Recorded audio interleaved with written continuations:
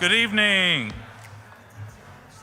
Welcome. I want to be respectful of everyone's time and go ahead and get us started here.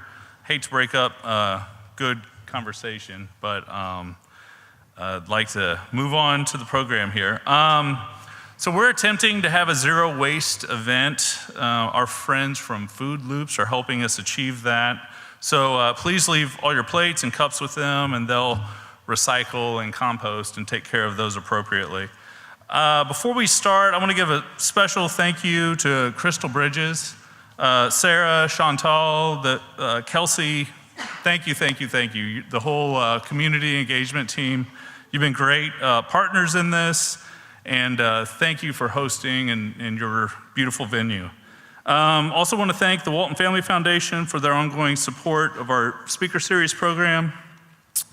And special recognition to our caterer. I don't know if Nate is in here, but Nate Walls and his team at Secondhand Smoke not only provided the amazing food tonight, we told them light hors d'oeuvres, and they showed up with like this full spread. So we all benefit. But I don't know if you know this about them. They also provide meals for those in need across Northwest Arkansas. So they're doing great work. So Northwest Arkansas is at an inflection point. Many of you have heard me say this. Historically, the region has been regarded as one of the nation's top regions to live, with overall affordability being one of the main attractors. Over the last few years, the region has seen exponential rise in housing costs fueled by rapid population increase, elevated construction costs, and ultimately the underproduction of homes. Teachers, nurses, firefighters, other members of our essential workforce are finding it more and more difficult to find housing in the central business core and are being pushed away from our communities because they simply cannot afford housing. Incubated at the Northwest Arkansas Council, the Workforce Housing Center is laser focused on creating and catalyzing the development of attainable housing options in every community in Northwest Arkansas. Through our convening and advocacy efforts, our goal is to create an environment where a variety of well-designed housing options in mixed income neighborhoods for our region's workers and their families can be built, while ensuring the characteristics and charm of each of our communities remains. Tonight, you'll hear from a panel made up of a community advocate, a former, we had another panel member who was the planning director in Washington, D.C. Her flight got interrupted, and I did not correct my introduction, so my apologies. Representatives from the 11th Street Bridge Park, who over the course of the next hour will share a decade's worth of work and collaboration in an attempt to curb displacement in the historic Anacostia neighborhood of Washington, D.C. Megan Kimball, our moderator tonight, is a freelance journalist based in Austin. Tonight's discussion is rooted in a piece she published in August in the New York Times entitled, "Can Anacostia Build a Bridge Without Displacing Its People?" So tonight I ask, can Northwest Arkansas continue its growth without excluding those that already call Northwest Arkansas home? Megan's piece tells the story of a community coming together to make their voices heard, to enrich their existing community, not accelerate gentrification and displacement. With that, I hope you leave inspired and energized tonight. I hope you leave empowered to make your voice heard as our region continues to grow and continues to welcome 36 new people every day. Now it's my pleasure to welcome today's panelist. Kimon Freeman is the co-owner of We Act Radio. Kimon was instrumental in the establishment and is still an active board member of the Douglas Community Land Trust, which ensures some amount of housing affordability remains in perpetuity throughout Washington, D.C. Scott Kratz is the Senior Vice President of Building Bridges Across the River and has served for nearly a decade as the director of the 11th Street Bridge Park. Vaughn Perry is the director of the Skyland Workforce Center. Previously, Vaughn was with the 11th Street Bridge Park, where he led community engagement and education efforts in the Anacostia community. Vaughn is also an active board member of the Douglas Community Land Trust. And last, Megan Kimball, as I mentioned, is moderating. She's a freelance journalist based in Austin. Her work focuses on housing, transportation, and cities broadly, and has been featured in the New York Times, Texas Monthly, Texas Observer, The Guardian, and The Nation. And with that, I'll turn it over to you, Megan. Thank you so much. Thank you, Duke, and thank you all for being here.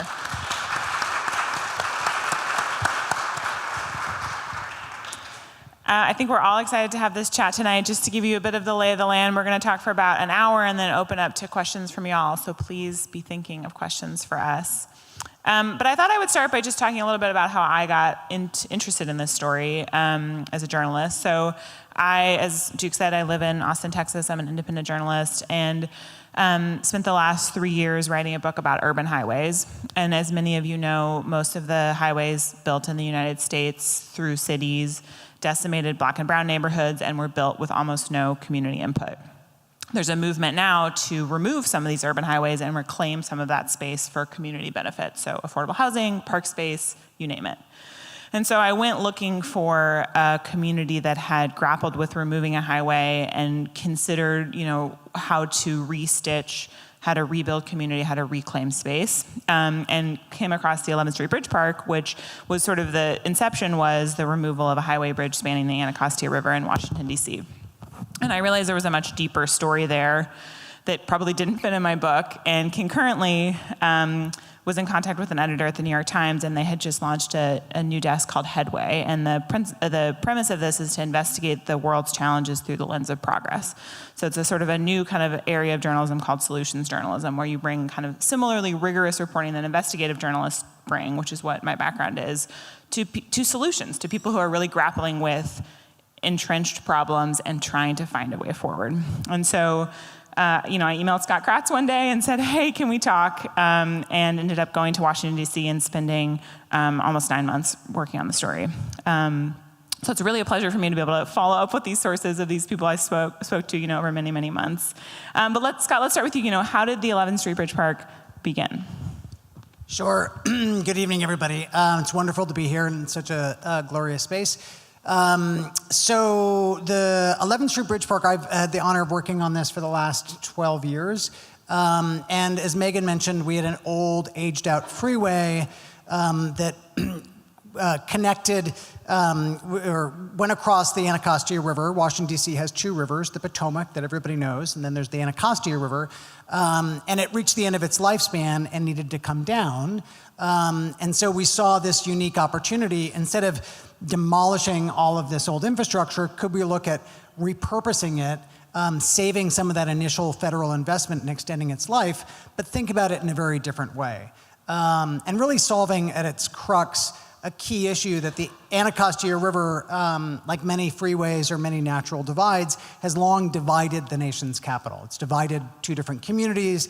It's divided by economic opportunity. It's divided by housing prices, by race, sort of you name it. So this idea started with, let's think about this idea of maybe building a park and physically and metaphorically bridging these communities. And we started before we engaged a single engineer or a single landscape architect or a single architect, just talking to local residents and saying, what do you think? Dumb idea? Good idea? We had over 200 meetings those first 2 years, talking to communities of faith, talking to nonprofits, talking to residents, business owners, sort of you name it. And that was really critical because I think, I know particularly the east of the river communities, often things happen without any community engagement. Things happen to this community, not with this community, or even sometimes for this community. So, we had all these meetings, and then only then did we realize, okay, there's some there, so help us define what should be on the park, drive every programming element on the park. an environmental education center, a urban agriculture, a place to grow food for a community that has one grocery store serving 75,000 residents, huge food desert. A performance space was the #1 idea that the community asked for, a space that can amplify the voices and culture and history of the local residents. The community selected the design team.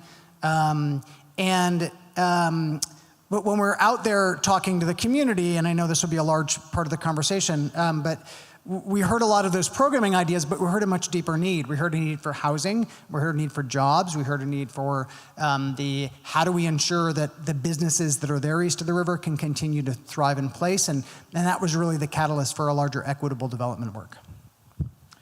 And the idea for the Bridge Park is, it's worth saying, came from the former DC Director of Planning, a woman named Harriet Dragoning, who was going to be our 5th panelist, but might still be in an airport somewhere. We hope for the best for her. But as you told me, and she also told me when I was reporting, this idea, you had breakfast with her one day, and she said, "Hey, I have this idea. You're not an urban planner, you're not an architect. What captivated you about a bridge park to kind of, what was the idea, the bigger vision that you saw within that idea?" Yeah, so I'm a museum educator. I had no idea I'd be building a bridge one day. That wasn't part of the larger career path. Worked 20 plus years in a Western History Museum, a kids museum, the National Building Museum, the first job that brought me to DC. But I'm also a nearby resident. I live a few blocks away from where the bridge is and where the bridge park will be. We're breaking ground later this year, which is very exciting.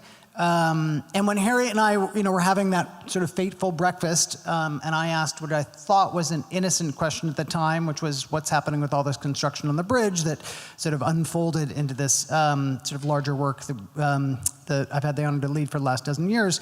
I saw this opportunity to think, it's not just about a park, it's about how do you support the community's physical, economic, cultural, environmental health in a single intervention, while trying to undo the decades, the over 100 years of lack of investment that's there, and to think about doing this in a very different way.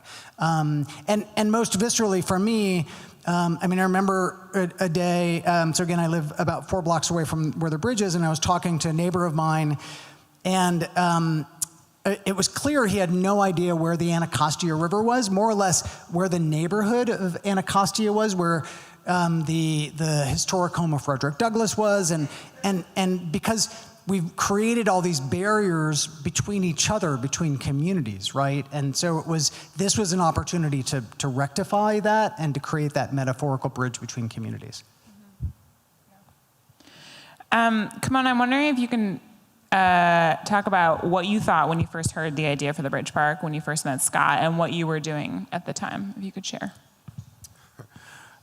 I don't particularly remember what I was doing, but I was sitting in my studio when this beautiful human being walked in, but I knew about the bridge before I spoke with him, and so if you ask me what my initial feelings were, I'm all about building new things, but I knew that was going to ring the dinner bell for gentrification and displacement, because historically, Black communities and communities of color have been separated by physical barriers, whether it be a highway, railroad tracks, or a river.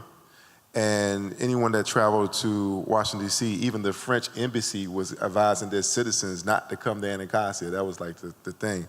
And then when France had their problems, we at Grill released a statement saying that we shouldn't go to France. It's not safe. Touche. So he came in the studio, and to his credit, he asked. See, this is the difference. He asked. He didn't tell me. He asked, what would it take for you to support this project? And fortunately for me, we had produced a radio documentary, award-winning radio documentary, I cannot say that enough, called Anacostia Unmapped, where we interviewed these people. I had a funder approach us, and they wanted us to interview these people who was going to be displaced and get their stories before they're gone. That was what was funded. And I said, okay, and I produce a documentary that showed resilience and resistance, because we weren't intending to go anywhere. We're not going to walk quietly into the dark. So when he asked me that, I fortunately had read a book that my producer gave me that was titled Dudley Community Land Trust, The Rise and Fall of Urban Neighborhoods. It tells the story of South Bend, Boston, and Roxbury, and how the yuppies in the 80s were threatening to displace these people, and how they was able to offset that. And so because I was armed with that information, I said we need a community land trust to negate that. And to his credit, he went out there and he got that done. Now, let's be clear, the community land trust is just one tool in the toolbox. He also created with LISC organization, a displacement-free zone that would be directly affected. So we had a center of concentration, and I think that's what needs to be happening here. I think this is what needs to be applied. And I don't know who I'm talking to in this room, so let me do a real quick survey. Raise your hand if you believe that housing is a human right. Okay, so the other people think that you should be able to charge as much as you want for housing, and if corporations own all the housing in the country, you're okay with that. But most of us know that we deserve to have a place to live. If you work, you should have a place to live.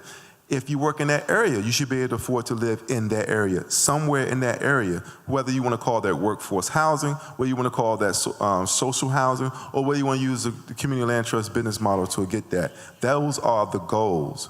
Now, the greatest first lady in the history of America was not Michelle Obama. Some of y'all would probably expect me to say that. She loves George Bush.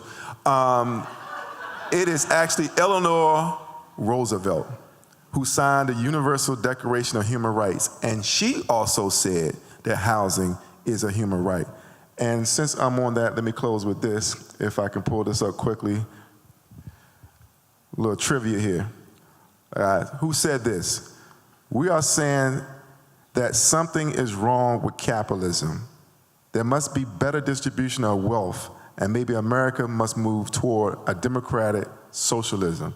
Who do you think said that? Bernie Sanders? Martin Luther King? The angry black man in therapy on stage? Who you thinking? That was Martin Luther King.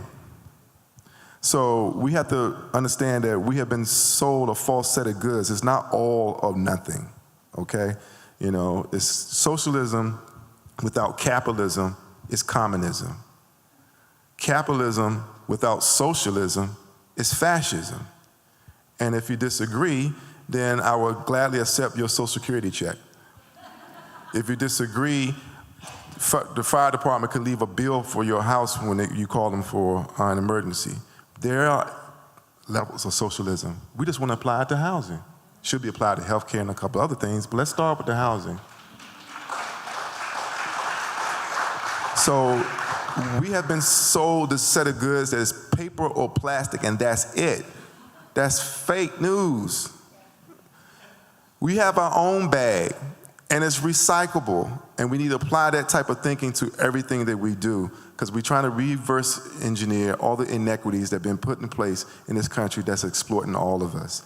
And so this man building a bridge actually is a symbolic panacea that is going to actually take us across these troubled waters, because so many people are building walls. This man's talking about building bridges, bringing people together, and we all affected. And it doesn't matter if you white, black, or brown. If the number is high enough, it's going to affect everybody. And you shouldn't have to be a millionaire in order to live in downtown Benton, I don't think. So I'm glad to be here, and thank you for having us. Thanks, Kawan.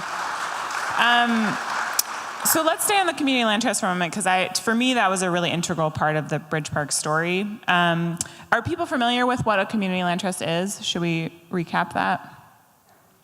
So a community land trust, it emerged in the civil rights movement in rural Georgia from civil rights leaders, and it's basically a form of ownership where you separate the ownership of a structure from the ownership of land. So land is typically owned in community by a nonprofit, by a cooperative, something. It's owned in common, and then there's private ownership of the structure on that land, and it's a way to protect land from speculation of the private market. The reason housing becomes unaffordable is because land becomes unaffordable. And so typically the land is leased back to a homeowner through a 99-year ground lease at a very affordable rate, and it's a way to preserve affordability and perpetuity. And so there are land trusts all across the country. It's become an increasingly urban phenomenon. I've reported on it quite a bit, and that was one thing that really drew me to the Bridge Park, that they had independently come to the conclusion that, yeah, we need to do that as part of this park, which is sort of, I think, a thing that I had not seen before. So Vaughn, when you started, that was one of the first things that you tackled, was getting this community land trust up and running. Can you talk about how you came into to work with the 11th Street Bridge Park and what your initial year was spent doing? Yeah, so I think at the time I was working with different environmental nonprofit that actually is going to be a partner on once the bridge is built, the Anacostia Watershed Society. But more importantly, I was a resident of Ward 8. And so I heard a lot of what I used to call this mythical bridge park, because I was like, there's no way it's going to come into my community. And it's a shame that I felt like that, but it's the reality of broken promises that we have had given to our community, where folks have said, we're going to come and we're going to build, and then they come and take whatever they need and then they leave. And so it was truly because of the community engagement, and I don't use that word community engagement lightly, right? I think there's community outreach when you're going in and you're telling people what you're going to do and you're checking off, and then there's real community engagement when you're going in and you're working with folks from the very beginning to find out from them, like, what are some of the ideas that they have, what are the solutions that they have, and how can I help them to implement the solutions in their own community. And so it was truly because I saw what I felt like was real, genuine community engagement from the 11th Street Bridge Park that I'm even here talking to you all today. They had a opening for an equitable development manager position. I had no idea what an equitable development manager position was, but I had 3 different people send me the job description, like, Vaughn, this is you. You should totally apply for this. And I was like, what? Like, I don't even know what that is. And I'm crazy, so I put my application in anyway. And the more and more I learned around, like, what were the goals of the 11th Street Bridge Park and its equitable development plan, the more excited I got about this potential role that I can have. And what it gave me an opportunity to do was to make a very real impact in the community that I lived in, to be a part of the process for making impact, not only for my family, but for generations of my family, for my friends, where I could have a seat at the table. And that, ultimately, I served as what I would call like the watchdog between the organization and the community. We had this thing called the Equitable Development Plan, which was basically feedback and input from community members, from city municipalities, from small businesses, from faith-based organizations. But this equitable development plan was made up of 40+ strategies. It included housing, it included workforce, it included small business, it included cultural equity. We're actually going through a 3rd version right now that's going to include health and wellness. But basically what it was an opportunity for the community to give feedback, to say, hey, listen, these are what the issues are in our community. These are some of the solutions that can bring resources and to help our community be what we want it to be. And so, we created this document, and one of the issues that came out of there was our Douglas Community Land Trust. And so my very first day on staff, we were hosting a Community Land Trust town hall session. We're literally, we were just going in and sharing and inviting the community to come in and learn about what a community land trust is. Very much like you all are here right now. What are the benefits of a community land trust? How can it have an impact on my family? How can it have an impact on generations? Like, how do we make sure that we are keeping housing affordable? Wait, what does affordable mean? I bet if I ask that question, we get 100 different answers. I don't know how many people are in here right now, but what does affordability mean? Right? And so being able to ask the community, What do you think affordability means? And then take that answer and say, yep, that's what we're going to go after. That is our goal. Like, it's not what we are telling them. We're not making a definition for affordability for them, but it's for the residents that already are living in this community. And so we started to have these conversations with the community. I started to identify and recruit people that can become a part of an advisory committee. People like Kimon, who thought of the idea, like, this is what we need for as a part of the equitable development plan, and others like him, and just to say, you know what, we often already know, the community knows what they need. Oftentimes they just need the resources to help them to carry out, whatever those ideas are. And so really that's what we've been doing, is just trying to put as much resources, whether they're financial, whether they're technical expertise. We brought in community land trust experts from across the country. Again, very much like what you all, I can't believe I'm calling myself an expert. 5 years ago, I didn't know what a community land trust was. 5 years later, we've been in the trenches, and it's like, we're getting called to speak on this stuff and how we're making 10,000 hours makes you an expert. What's that? 10,000 hours makes you an expert. And it amazes me how, like, to me, I'm just this kid that lives in Southeast Ward 8, D.C., who was able to get an opportunity to have an impact in my community. And now I'm in Bentonville, Arkansas, speaking to you all about how a land trust can be impactful in your own community. And so for us, it's really around, the last thing I'll share, I feel like I've been talking too much, is if you don't hear anything else from us, it's how are we putting decision-making power back in the hands of the community. And for us, that's what the Community Land Trust has been all about. Yes, it's about affordable housing, but it's not just about having them housed somewhere. It's about them having some ownership in the process as well. And so, it's really important for us to, and so the lens that we look at all our work is how can we make sure that we're putting decision-making power back in the hands of the residents. Yeah, thanks, Vaughn.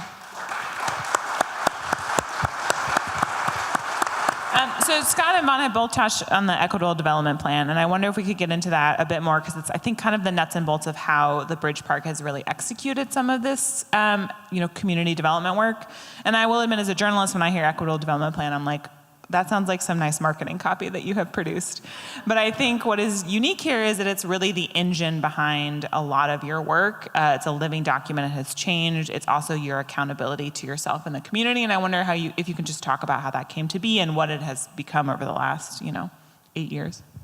Yeah, when we started thinking about, as Vaughn mentioned, at its heart, it's how do we make sure that we're putting these decision-making power back into the hands of local community, and in order to ensure that residents that have been there for long-term residents can continue to not just stay and survive, but stay and thrive in place, right? So we started thinking, it was in my limited imagination, it was mainly going to be around housing. But it became very clear that while housing was really important, if residents didn't have access to wealth, didn't have access to jobs, to build businesses, right, then having access to safe and secure housing was going to be that much harder. So the aperture got a little wider, and our equitable development strategies opened up to preservation of existing businesses and workforce training. It opened up a little wider where we could get all those things right, but if we lose what makes Anacostia, if we lose the heart and soul of what makes that neighborhood what it is, that has enormous downstream consequences. So we added in arts and culture strategies. As Vaughn mentioned, they were currently in our third version, because this is always an iterative process, adding in health and wellness strategies. We'll soon be posting our draft strategies online, I think in the next month or two, for additional community feedback. So what are those? I'm not going to go through all 40 strategies, but we've stood up the Douglas Community Land Trust that's now its own separate 501c3. It's a separate nonprofit. We raised several $1 million to initiate some of the property acquisition. That's up to, how many units now? 238 units of permanently affordable housing. 2/3 of the board, right, and I'm wedged between two members of the board, are Ward 8 residents, right, that are making those decision-making controls. Every decision as the DCLT moves forward. We've seen 122 Ward 8 renters go through our home buyers club and now are property owners, right? Now they own their own homes, right? And this is critical for a neighborhood where 75% of three out of four of those residents are renters at greatest risk of displacement. And we've just graduated our 27th construction training program, right? The Bridge Park hasn't even started, we haven't even put shovels in the ground yet, and we've already seen over 150 East of the River residents be employed in construction jobs. So when our general contractor later this year comes to us and says, well, sorry, Scott, I can't find any East of the River residents to hire, we can say, well, here's a list of 150 people who are trained and in jobs, like try a little harder, and but it takes that level of intentionality that's really critical. So to date, we've been able to invest a little more than $86 million in these equitable development strategies. That's more than the cost of building the park, right? The park's going to cost about $75 million in construction costs, and we've already, and it won't open for 2 years, we've already invested $86 million in it. And what's critical is from the beginning, Megan, as you pointed out, that we were holding ourselves accountable. So from the beginning, we've been working with a senior research team from the Urban Institute who've not only set clear, measurable goals for each of these different strategies, they're evaluating what we're getting right and where we're getting wrong and where do we course correct. Because let me tell you something, we've not gotten everything right. We've tried things, we failed fast, we've corrected and moved ahead. The Urban Institute has been printing every year the white papers on this, if you Google Urban Institute and 11th Street Bridge Park, you'll see them all pop up. Last thing I'll say is that every year we hold a big town hall and invite members of the community, our stakeholders, who we're doing all this work for, to come in and tell us, like, what are we getting right? Where should we be moving, right? Which is that ongoing feedback loop is really critical.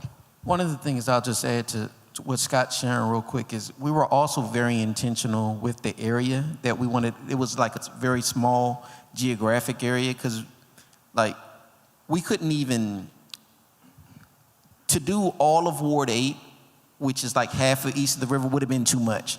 Like, we would have just gotten too much input, and it spans a number of different communities. So we wanted to be really intentional around working, with this 1 mile radius and really focus on this specific community. And then what I always caution people of is don't just look at our equitable development plan and say, hey, we need to take this and take it back to our community, but it's to look at our process. Because every community should have a different equitable development plan based on the needs of that community. And so, we often come in and we share with people, like, this is the process that we shared. And I believe that whether you already have an infrastructure or it's just really getting that community input, the equitable development process can be really important in communities, and it can give you it. That's the way that you can find out what are the solutions in your community, and then the next thing is just how do you find resources in order to implement some of those ideas. And one last thing I'll say, just building up on, it was also really critical to make sure we weren't reinventing the wheel. There's amazing work. I'm sure, that is happening here in this region. There's amazing work that was already happening east of the river, right? So we did a larger asset map of all the nonprofits that were doing good work and made sure that they were at the table helping us create these strategies. And so when Reverend Jim from MANA said, hey, Scott, you should really think about running a home buyers club. We run one in Northwest DC. It was really easy at the end of the equitable development strategy, when that was one of the priorities that the community, one of the strategies that the community prioritized, to go, hey, Reverend Jim, remember that awesome idea you had to run a home buyers club? Maybe we can work together and figure this out, right? And we've been running the home buyers club for the last 6 years. So where there's a need that's not being met, sure, we can come up with new solutions, but often that work is already happening in the community. I think the magic of the secret sauce of the equitable development plan is this larger sort of multi-sector work that can feed and support each other's strategies. So one of my favorite things that I learned reporting this story is about these workshops that y'all have done, the Community Leadership Empowerment Workshops, which are, I think, kind of a harder thing to quantify their impact. But I wonder if you can talk about them in terms of, community engagement is not just hosting a public meeting from 6 to 8 p.m. It's something much deeper and empowering people to show up and to know how to participate. Can you talk about what that's been like to lead? And I think you took one, Kimon, when you were starting the board. If you could both talk about those. Yeah, she's talking about the leadership training that came in part and parcel with this, because this was the preparation so that we could actually challenge the status quo. Because oftentimes the greatest power is convincing people they don't have any. You can't fight, that's a millionaire, blah, blah, blah. That doesn't matter. If you are here to tell your story, you have value. But what they did in this leadership training is that it prepared you so that you could walk into that room, speak with confidence, and know what you're talking about, okay? Because here's a fun fact. When we started the Community Land Trust in Washington, D.C., the mayor and the council members didn't know what that was. We educated them, okay? So oftentimes, a lot of these policymakers, they only represent the now. We are here to represent. And so the future hasn't happened yet, which means we can edit the future. We can't change the past, but we can edit the future. And so these clue trainings help us prepare for that. And I just want to make sure that we clear. Does everyone understand what we mean when we say equity? Because I want to make sure we all got it. Because equity and equality is two different things, okay? Now, for so long, we have been fighting for equality. Okay, Vaughn doesn't like this one, but I'm going to finish it strong, Vaughn. The 3 kids watching the baseball game, they don't have money for a ticket. They got to try to look over the fence. Equality is giving all those 3 kids a box to stand on. That's fair, a 1 box for everybody. Equity takes into account that those kids are at different heights and that the tallest doesn't need a box and the shortest needs 2. That's equity. Now they all can enjoy the game. Vaughn likes to say he's a radical. Tear down the fence. I'm going to quote you right. I ain't quote you right. Okay. So we need to make sure that we're working from the same premise. And I need to say this for the sake of the cameras. When they raised their hands, I asked how many people think that housing was a human right. That was the majority of the audience for those who watched this. So I want to make sure that we all got that communicated. But those leadership trainings were instrumental in giving us the power and the confidence that we needed to challenge the authorities. Because oftentimes, this is where it's been, this is how it's going to be. And that is no longer the case anymore.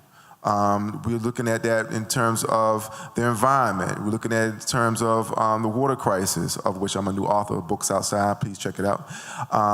We're also looking at the fact that housing has to be addressed, because otherwise, are we working from a premise that it goes to the highest bidder? Is these auctions, housing is only reserved for the highest bidder. You didn't make it, sorry. This is what we're readdressing. And the only reason I'm here because I had an award-winning radio documentary. We're here because you wrote a Future award-winning article in the New York Times. These guys need to be empowered. So we're here to deliver the message, to give you the tools to put in your wheelhouse so you can go forward with confidence to say that, look, this is how it's been, but here's another option. And so I urge everyone in the sound of our voices to claim their power, because what has been does not necessarily mean always going to be. That is the present. We're here to represent. And yeah, thank you. I was going to ask you, Vaughn, what specifically are you teaching in those workshops? And talk about, so I sat in on one that you held via Zoom that was people in Dallas. So it's not just in Washington, D.C. I wonder if you can talk about what you're teaching and how you've exported it to other communities. And I just wanted to add, so I think Kimon is a great testimony for Clue. Before he took Clue, he was really shy. He didn't say much. So I wish I could say I came up with the idea, but Scott and I were approached and really congratulated around this really inclusive process that we have been using in our community engagement. And yet they still offer, and yet there are still people that are going to be resistant to coming to the table because they don't feel like they have the right tools, or they don't feel like their voice is going to be heard. And is there something that we can do is there some kind of curriculum? Is there anything that we can do for folks that are like that? And so we reached out to this gentleman by the name of Bob Hoffman, who has just been doing amazing community organizing work for the last 40 plus years. And what came of that was our community leadership empowerment workshop. And so it's really three things. It's understanding the city planning process, it's personal leadership, and then it's community organizing. And so ultimately, the goal is that we can amplify the voice and the power of community residents. And so it's about 8-week class that it's about 30 hours. We're just giving community members tools in order, what I used to say is to be agents of change, and I've changed that to say to be system disruptors within the community, so that, as Kamon said earlier, so that they can tear the fence down themselves. They don't have to wait for anybody to tear down the fence, but they can start to tear down these invisible fences that exist in our healthcare system, in our criminal justice system, in our educational system, and so forth and so on. And so, it's first teaching folks just about themselves and the different ways that we have been programmed and the different experiences that we have. And then it builds on that to build on how we can connect with each other within community. It gives us tools around community engagement. It gives us tools around collaboration and partnership. And it's something that we found so much success in that, as Megan mentioned, I've taught a virtual class to a cohort in Dallas. I've taught people in Philly. We are just finishing up a national curriculum so that we can share them, with other folks across the country, because, this isn't something that we just want to hold for ourselves, but it's really, again, back to how do we make sure that decision-making power is going back in the community. I oftentimes, and I'm going to pick on nonprofits because I'm a part of one, but I think as nonprofits sometimes we take advantage of poverty, and we keep getting resources, and we want to just help people enough that they got to come back and ask us for help. We don't want to take that approach. We don't want the residents to need us. We want to work with them, but at some point, if they decide that they have it, then great, we can go on and work on something else. And so really that's what a lot of the crux of community leadership empowerment workshop is we don't need to continue to support people, but we're just going to give them the tools so that they can support themselves. I just want to say that the market force prices is not the jolly green giant that lives in the hills that come down that terrorizes the people. Somebody is setting those levels, and we need to understand they are not in this room. Whoever's setting those magical, astronomical numbers are not in this room. But who are they? Can we identify them? Can we call them out? I guarantee you they don't live in your community. I guarantee you they do not live in your community. So you need to revolt in your thinking, and a leadership training and conferences like this and information like this will empower you to be able to do that. And I just want to give a shout out to my new brother, for the NWA Land Trust. Where you at? Just raise your hand right there. Grady, thank you. Grady just buried his mother yesterday, so give him some love right here. Brother Grady, give him love, y'all. And the reason I make this a point, he didn't know I was gonna do this, but the reason I pointed out, because he was talking about legacy, that his mother's death reminded him about his legacy, and we did say condolences for his loss. He was like, no, she left a legacy. She left a legacy, And see, oftentimes, the only good thing about death is it makes us appreciate life more, and he's clinging on to the legacy his mother left. What is our legacy gonna be? Is it gonna be the same old, or are we gonna actually make it easier for our children, make it more equitable for our children? That is the legacy. And our communal land trust lasts for how long? Into perpetuity. That's a big word. That sounds like a legacy. So I just want to give it out. Shout out to Brother Grady. Thank you for teaching me about legacy today.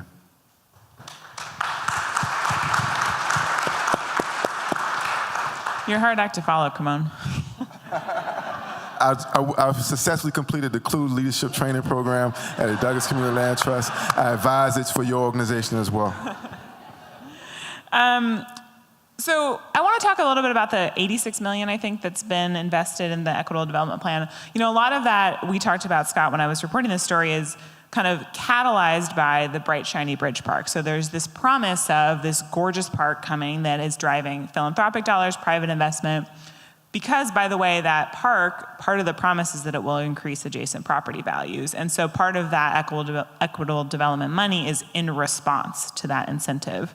You know, there's this driving urgency to invest money. And I wonder if you can talk about sort of that kind of, it's something of a vicious cycle, right? As you're responding to the problem that you are in part creating, and how you think you've sort of gotten around that, and what are some like, you know, what are things that maybe government agencies can learn that are kind of like independent of that bright, shiny bridge park, lessons that other communities might take? That's a very multi-part question. Yeah, I'll start by saying, I mean, sometimes I think the reaction is just don't invest at all, right?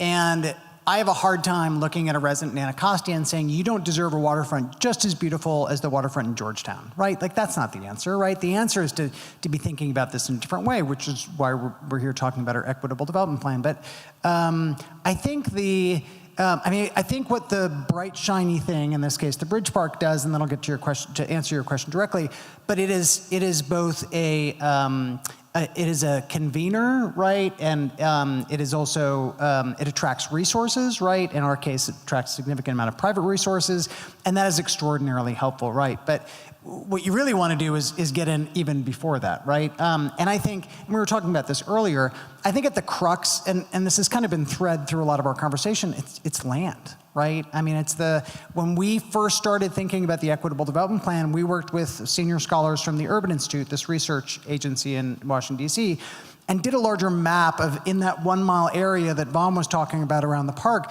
of all the parcels of land that the city owned, right?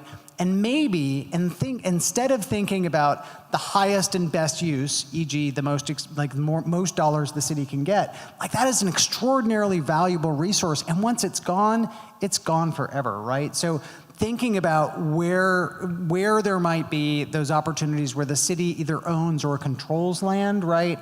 Well before these externalities come in that rise property values, would be a huge first step. What about sort of lessons that maybe local government agencies could take away from your work? Do you have any thoughts on that? Yeah, I think one is there are things that the government can do really well, and there's things that nonprofits can do really well. And I think this is and by working together, we can make an even bigger impact. I'll give you an example. The city has I'll start with the other. Nonprofits can be much more nimble, right? I think sometimes the cities can be this like massive battleship or aircraft carrier that takes forever to sort of turn.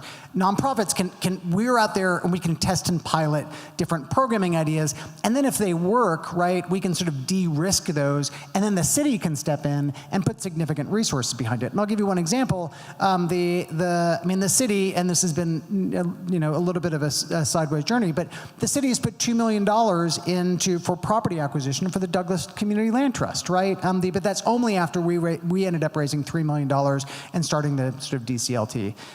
So I think there's the things that the nonprofits can do well. There's things that the city can do well, and I think if the city reaches out and figures out where those collaborations and partners, they don't necessarily have to have all the answers, is key. When we're creating this third version of the Equitable Development Plan, one of the lessons that we learned is that the $86 million invested in the community is great, but there's over $1 billion of economic development that's coming in Ward 8 in the next 5 years. $1 billion, right? So the $86 million is a little bit of a drop in the bucket. One of the things we're looking at doing, working with the city, is where are there levers, where are there policy changes that we can make, where are there the displacement-free zones, where are there opportunities to freeze property taxes for our seniors who bought that house 40 years ago for $30,000 and now it's valued at $500,000, and they're not going to be able to afford it, and they certainly aren't going to be able to afford to give it to the next generation and the next generation, right? So we're hoping that out of this next version of the equitable development plan, we can have these very explicit policies, suggestions, recommendations that are coming from some of our city partners, but just as importantly, if not more so, from the community itself. So y'all are trying to do a lot in addition to building a bridge. I'm curious if you can talk about some, as you've implemented this equitable development plan, what are some challenges you've encountered, maybe besides fundraising, because that's the obvious one, and how have you navigated those challenges? Yeah, I think I'll hop on the, you asked about government, and I think some of our challenges has been convincing government around, one, that we're not competing with one another, but we want to work together, and our goal is to enhance the vision and the plan that the city has, and so we're not competing for resources, but it's like, how can we expand on what you already have? But two, educating them in a way that they understand some of the strategies, like Kimon was mentioned. Before, not only was it important for us to educate the community residents on the community land trust, but we probably spent more time educating the city officials on what are the benefits of a community land trust. And then I think three, it's the turnover that you often have with elected officials. And so all of this work is undergirded in our relationship building. And so you can do all of this work and you can convince somebody that, this is a great strategy, and then they decide they're leaving office or they are voted out of office, and you got to start that process all over again. And so I think that's one challenge. And two, it talks about funding, but it goes more specifically to capacity. I'll steal something that Scott says all the time. We haven't had the opportunity. We have 75,000 people that live in Ward 8. We haven't had an opportunity to speak to all 75,000 of them yet. And so not everybody knows about the 11th Street Bridge Park yet and knows about the benefits in our equitable development plan. And so it's just having the capacity to go out and do the real community engagement that needs to take place. I'd add two other things to that. One is, so much of this work is, this isn't just the two or three of us that's out there. All of this work is based on partnerships, right? That's absolutely critical. The staff of the Bridge Park is, 8, 9 people, right, at this point? So, and a bulk of that $86 million that we've invested was through a local nonprofit called LISC DC, Local Initiative Support Corporation, that's invested tens of millions of dollars. But when you're thinking about partnerships, what's really key is right from the beginning, not only set expectations and what roles and responsibilities are, but to ensure on a much more fundamental level that you share the same values. Because we've had partnerships where it was clear that we didn't share the same values. And so no harm, no foul, but then, okay, we're going to go a different direction. And we, during the pandemic, we were, right at the beginning of the pandemic, we were deeply concerned that the community that we serve every day was going to be disproportionately impacted by COVID, and unfortunately that was the case, highest death rate in the city. And so we banded together with 3 other nonprofits and launched a larger unconditional cash transfer program, providing cash directly to residents. But we actually, at the very beginning, we had to slow down the process because it was pretty clear that these 4 nonprofits, we're not all on the same page. And we actually, much to the frustration of some, but we stopped to create a larger value statement about what is it that we're really trying to accomplish. And we set out these so incredibly valuable that, that we value our residents to trust our residents to make the right decisions, right? It was a sort of key value that we all want to see a larger racially equitable city, right? So sharing those values was absolutely critical. Don't sell grandma's house.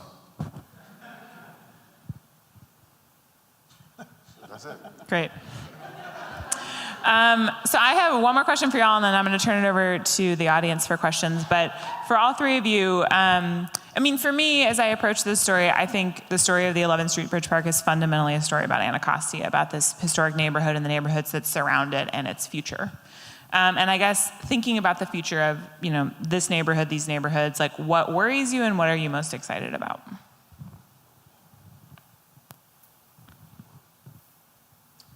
I'll start. Is that, I wish, even though by the time the park opens in 2026 and we invite you all to come to Washington, D.C. on July 4th, and we're celebrating our 250th anniversary of this great country, the park will be open. It's going to be amazing. Celebrate 4th of July in D.C. on the Bridge Park. But I worry, even though by the time the park opens, we'll have been investing for 10 years in these equitable development strategies, that it's still not enough, right? It's like we're constantly asking ourselves, like, how do we create new partnerships with the city, with new nonprofits? How do we bring more resources to make sure that those thousands, tens of thousands of residents that shaped every single element of the park, right, are the ones that this can benefit? Because ultimately, like, that's the goal, right? And I think we've made some promises, right? We've built I certainly have built trust with friends, right? The coworkers, that are looking really closely at what we're doing, right, and are holding us accountable. But that I wish we had more time. I wish we had more resources. But we're doing the best that we can with both. And as Scott says, I wish we had more time. I know we have to wrap up. I do have a call to action for you all. I want you to look around in the room and look at one another. And I'm here to share with you, you have all of the resources you need right here in this room. And if you have an idea, and if you can do it by yourself, it's not big enough. I'm going to say that one more time. If you have an idea and you can do it by yourself, it's not big enough.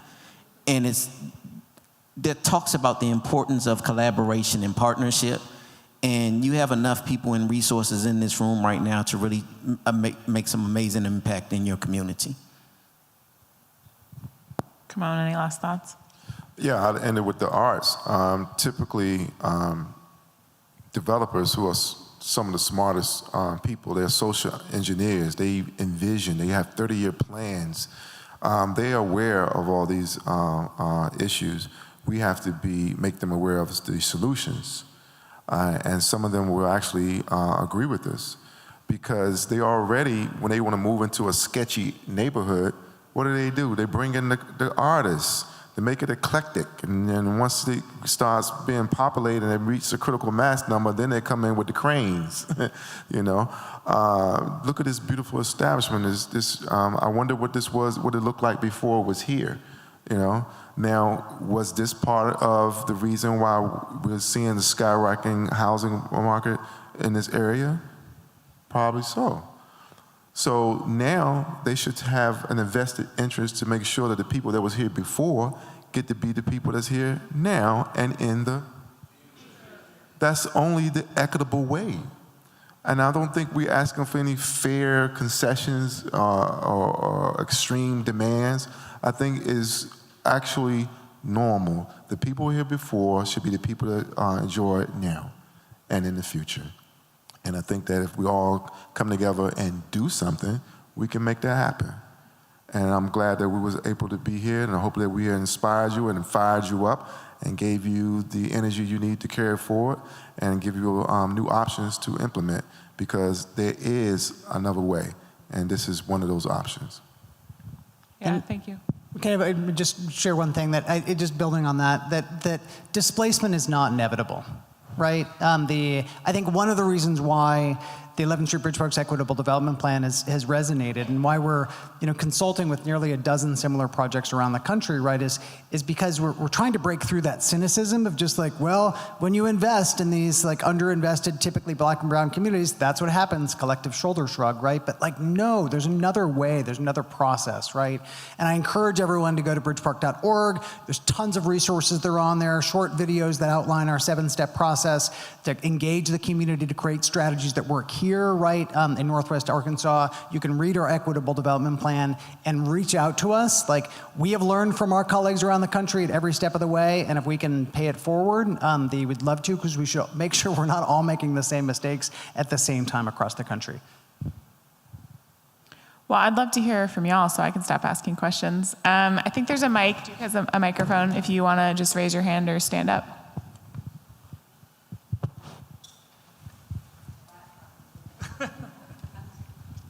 So can you share a little bit about the initial funding source that catalyzed this idea, but also I'm sure 150 million has funding sources from all sorts, but on the private side, aside from individual investors, did you have corporate support? And how did you engage the corporate community to get that? And how much support has the municipalities been? Yeah, great question. So I'm going to try not to get super wonky, but and later please come to me and I'll be happy to get wonky with you. It sounded weird. Anyways, so you look at the construction of the park, you add all in like construction and management fees and blah, blah, blah. It's about 92 million. Half of that has come from the city. So $45 million has come from the city. The other half, we, Building Bridges Across the River, are raising. And that's through a variety of foundations, the corporations, individuals. We've gone after some federal government grants, that we've applied for and have been successful with. If you look at the $86 million of equitable development work, a bulk of that was, we got an early grant. When we started, there were 2 staff and $0, right? So we did not, sometimes I think people look at the Bridge Park and like, oh, you had all this money. We had 2 staff and $0, right? But what we had was a local nonprofit, this Local Initiative Support Corporation, that believed in that we had this opportunity to follow a new path. This woman by the name of Araminta Newsom, she was the head of LISC's DC office. She passed a couple years ago. Rest in peace. A amazing woman, a mentor of mine. And she donated half of her full-time staff who was a planner, to say he's going to help, a gentleman by the name of Adam Kent. He's going to help you figure this out, right? And so we came to the end of this process, and Araminta said, like, we need to help implement this now, right? And so they went away and they pulled together dollars, and they made an amazing announcement in May 2016. This was 5 months after we announced our first version of the Equitable Development Plan, that they were investing $50 million in that 1 mile area. In the previous 30 years, LISC had invested $2 million. So they were saying, we're going to go from $2 million to $50 million. They've blown past that $50 million. They've now invested $67 million in that area. Now, that's not all grants. That's LIHTC deals, that's new market tax credits, it's a variety of dollars. And then finally, we've been very successful at we applied for a very competitive grant through JP Morgan Chase. It was called Advancing Cities. They gave 3 grants across the country, $5 million each. We were selected in 2017, and that was a huge kickstart to this effort, because this big bank gave us $5 million, $3 million of which went for property acquisition as part of the Community Land Trust. $1 million went to support small businesses. Another $500,000 went to support the workforce training. And since that, and that I think really gave a green light that, okay, this is real. This is something that we're going to do a little differently. And we've since been able to attract some larger national dollars from the Kresge Foundation, some foundations in New York and elsewhere. But anyways, that got a little wonky, but hopefully not too deep. Was part of the legacy of Araminta Newsom.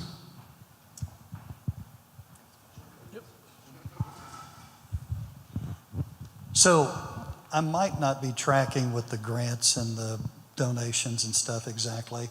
I'm a real estate broker. I'm pretty practical when it comes to how are we going to get these people to buy these properties, or do they buy these properties? And if so, what's the funding source for that? Because in my experience, when you talk about a land lease or a trust, they're not owning the land. That makes government insured loans like FHA, VA, USDA, it makes those loans not attainable. So what's the funding source for those folks that want to buy these affordable housing? I'd love to know, because this is something we can implement in our area. A lot of things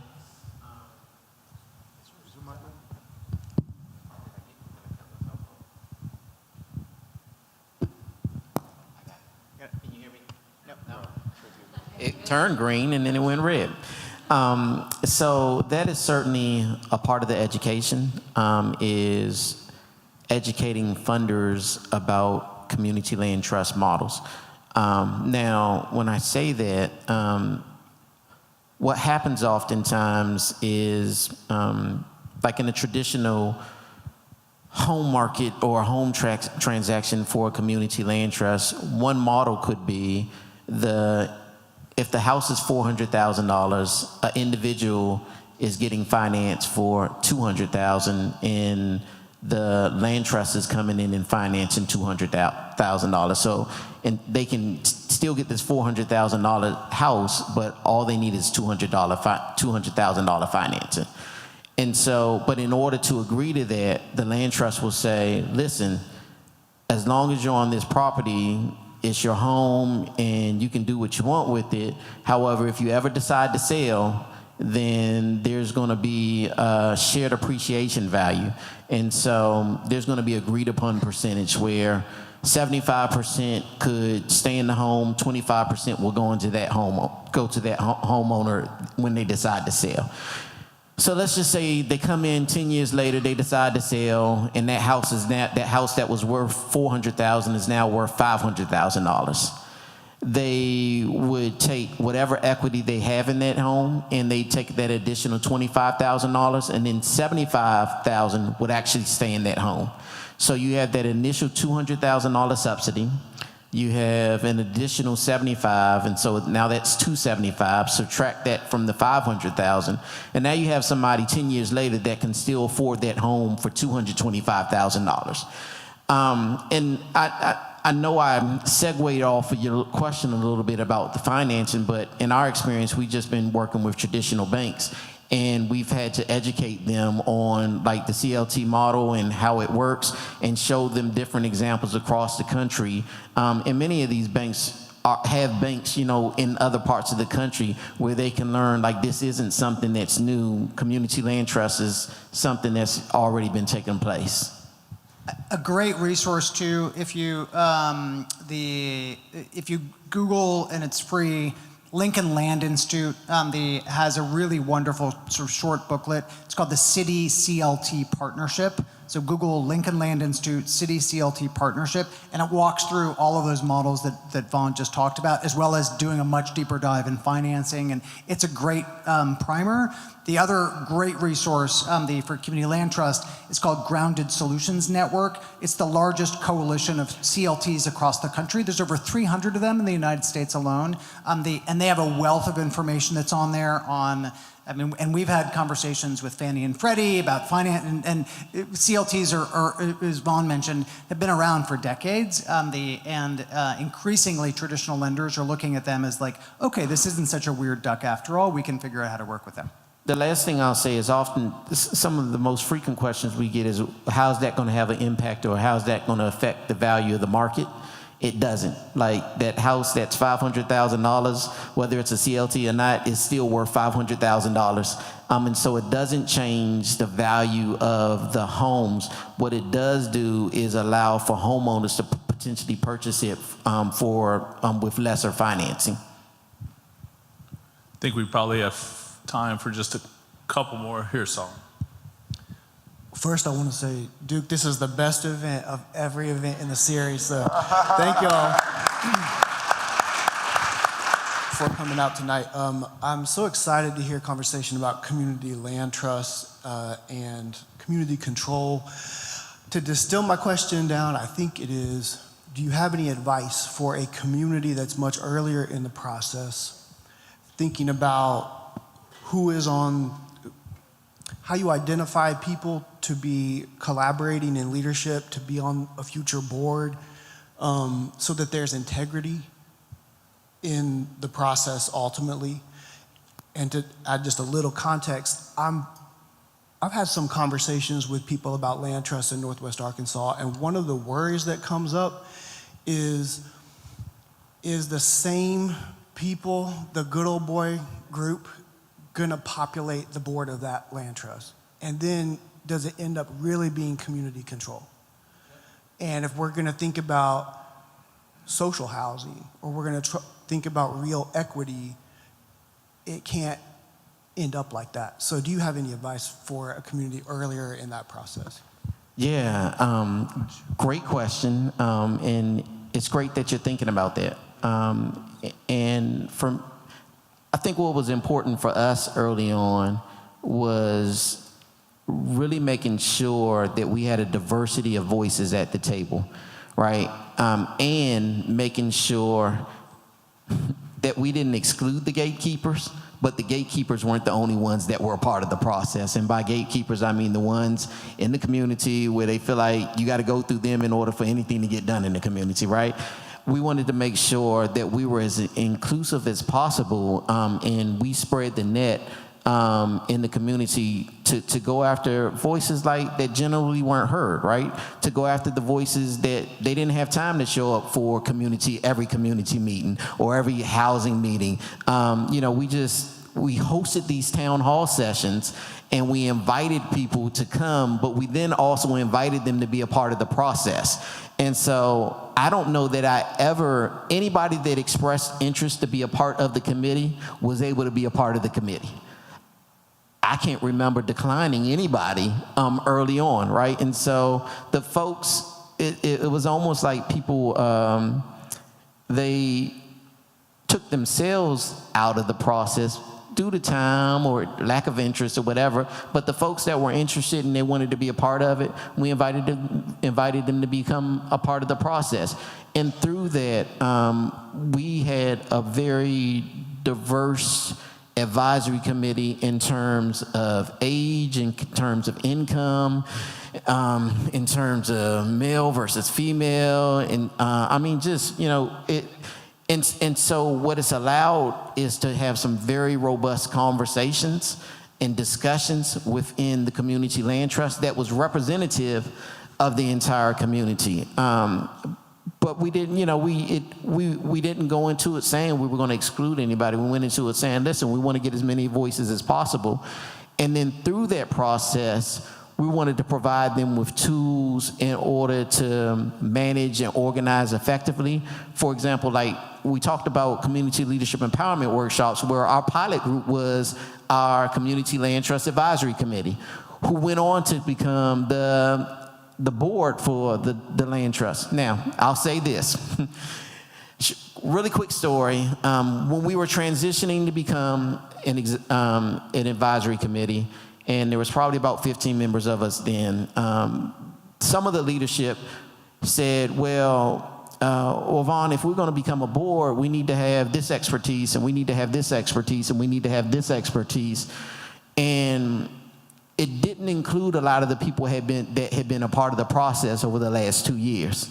And I pushed back. Now, that's why it was so important for me to have a seat at the table, because it gave me an opportunity to have my voice and to push back for the community to say, hey, like, we need all of these folks that we have been providing resources and talking about the Community Land Trust.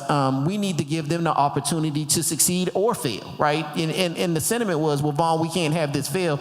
Well, why do we think this is going to fail? Simply because the community is leading it. And so for us, and so that's when we start to talk about decision-making power and putting the hands in the hands of the community. You have to give them the opportunity to succeed or fail. That's a part of this process. But if we are giving them the right tools, then we increase the probability that it's going to be successful. And so, again, I think it's just making sure that you start to have the conversations. I think it's being as inclusive as possible, and that you're giving folks resources along the way. I hope I answered that question.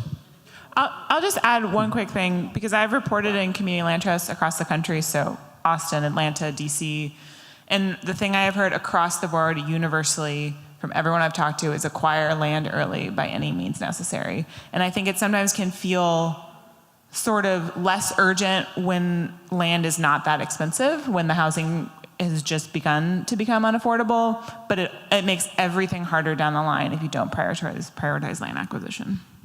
And and Scott leaned over and he was like, Vaughn, and they didn't all agree. They didn't. And I think that was really our early on challenge is we had so many different voices and so many different opinions.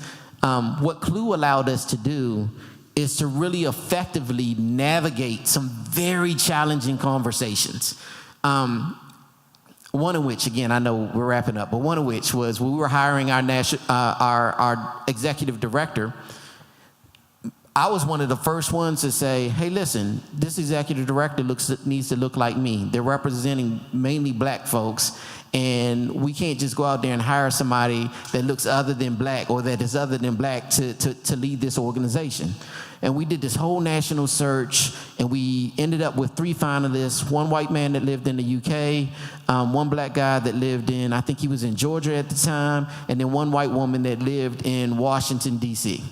And by far, the white woman was the one that was the best candidate out of all of them. And we had to have this really challenging conversation in our table, in our group, to say, where folks was just like, but Vaughn, can we really let this white woman lead the organization for a community that's mainly black people? And I told him, I said, listen, I'm putting off my Bridge Park hat, and I'm going to put on my hat as a black man. I'm going to put on my hat as a Ward 8 resident. We want the best for our community. And if she is the best for our community, and I believe she is, then this is the person that we need to go with. But I don't believe if it had not been for all of us going through that Clue experience, we would have been able to have that discussion in a way that was productive and impactful. I think we got one over here, and then we'll come back here. I just want to reiterate that he had a great question, and don't worry about it, brother. You're going to weed through that. They're going to expose themselves. Unlike what the Supreme Court says, corporations not people. They will expose themselves if they have a different agenda than what the group has. So don't worry about it. It's a great question. It's something you should be on guard for, but you'll be able to figure it out. Oh, one other thing. Most boards are tripartite board, which means a third come from the community, a third come from people that actually live in the units of the community land trust, and then a third comes from subject matter experts. And so at any time in any board, 2/3 of your board are actually coming from the community residents. And so again, that's another opportunity to make sure that decision-making power is remaining in the control of your community. Thank you so much for being here today. I'm excited. I was feeling pretty down, okay? Because the work is so hard, and especially when you're in the beginning of it, as you explained. Clint, that is a great question. It happens everywhere, right?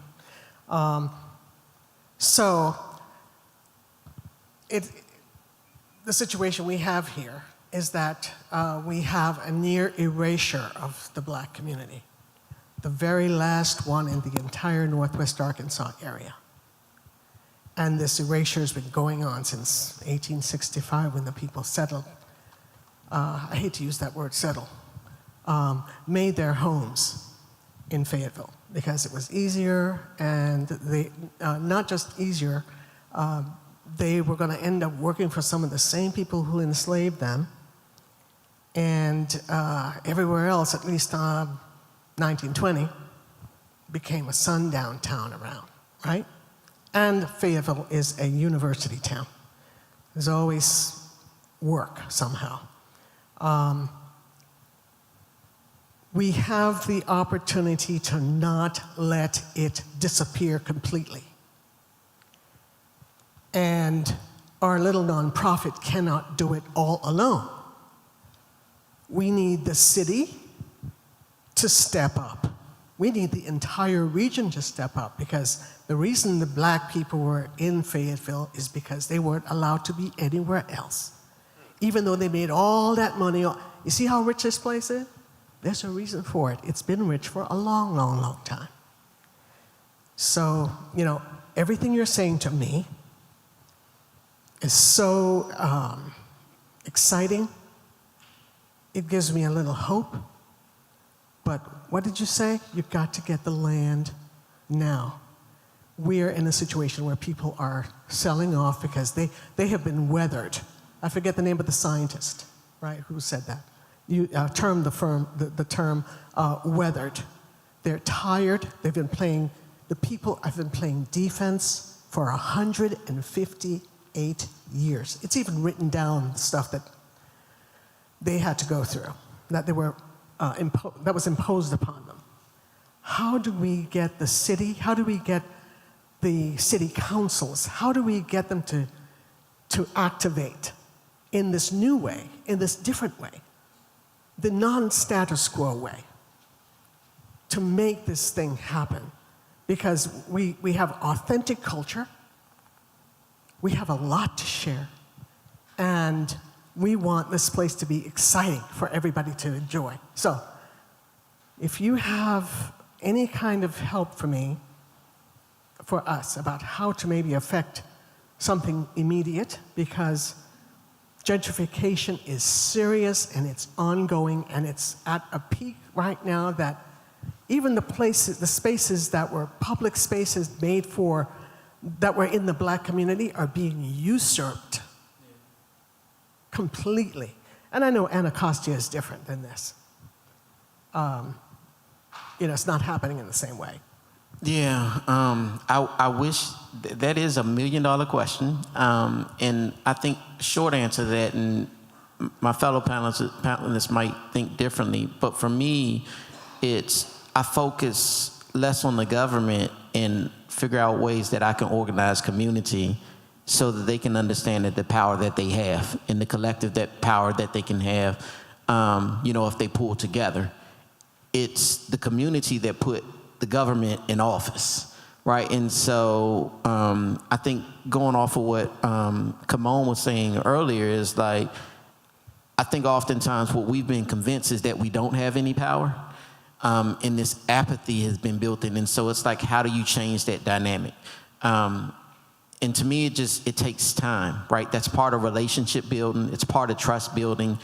And there is no quick and easy fix, unfortunately, for it, right?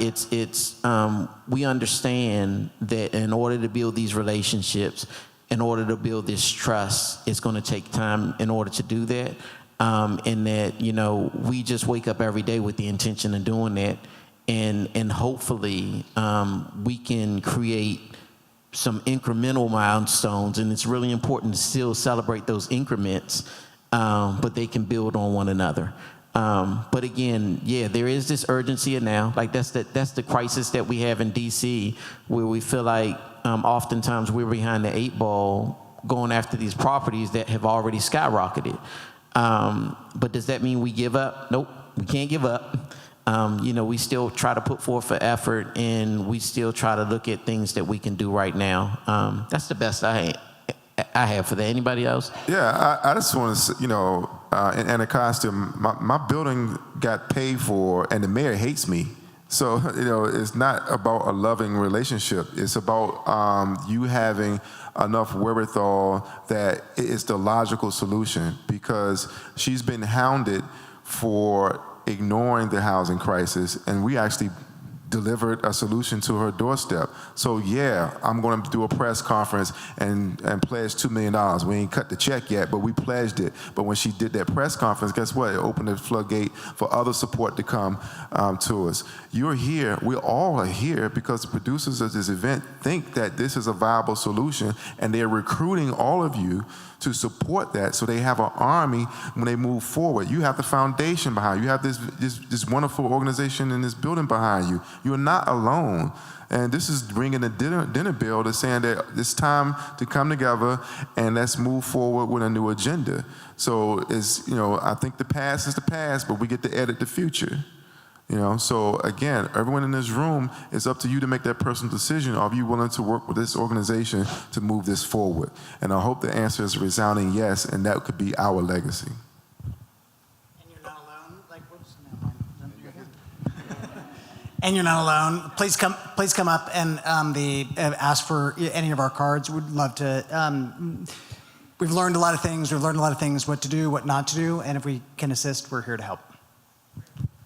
And just one more. Hey guys, I was just kind of curious, being someone that's personally been affected by this issue, and I also seen family and friends greatly impacted by this issue. How can I get involved and get in the middle of this, to see that change happen as far as, dealing with the issue that y'all addressed? What specific I'm just saying, mainly with the cost of housing and everything else with that. I mean, I've seen family and friends, the struggle. I've personally struggled. I mean, it currently affects me as far as one of the things, because Vaughn said that you need to define for yourself what affordable is, and that's very true. Because I want to make sure y'all go for the okadoke where they say, oh, we're going to allocate the 20% of this going to be affordable housing. What is that? $1 million house is affordable to somebody. What is affordable to you? And the HUD has a guideline that says 30% of your income, no more than 30% of your income, including utilities, should be allocated for housing. Okay? So whatever you make, sir, 30% of that, including utilities, is what you should be paying for your housing to live in this area. And if you work in this area, you should be able to purchase and buy and live in that area. And these are some of the reference points and guardrails that we should move forward in your demands. Okay? And that's not putting a number on it, it's putting a percentage on it. It's at your level, because we cannot reserve this strictly for millionaires. This is just the millionaires. No. So that is the quick answer to that, because there's no way that the teachers can't afford to live in this area, and the police can't afford to live in this area, and the firemen can't afford to live in this area, and the people who are serving in these restaurants can't afford to live in this area, and that be sustainable. I'm gonna add to that. Get Duke's card, and you hold Duke accountable, and you make sure something comes from this meeting. And if you got to email and call Duke every single day until you get an answer, and you let them know that you want to be a part of the process. And I'm being dead serious right now. And your voice is just as valuable as a millionaire. Yes, sir. That's right. Your voice is just as valuable as a millionaire. There's a billionaire at the bottom of the ocean that wish he was in your shoes right now. Appreciate you guys. Yeah, there's 100 and some odd people that are in the room that I guarantee you feel just like you tonight before you leave. Like, make these connections, make one connection, two connection, meet Duke. There's folks doing really good work here. 3 people become 10 people, become 100 people, right? And that is the power of change. Thank you. Well, All that feels right. like a good note to end on. Go ahead, Meg. No, I'll turn it back over to you. I got work to do, apparently. Can we give it up just for Megan, Kimon, Scott, Vaughn?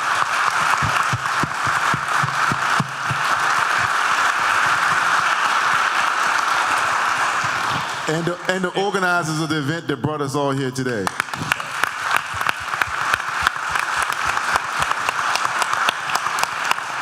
Thank you all for coming. Actually, I don't have work to do. We got work to do. That's right. There we go. So we thank you for your time, your commitment to this issue, your commitment to the region, and let's do this again in the coming months. Thank you so much.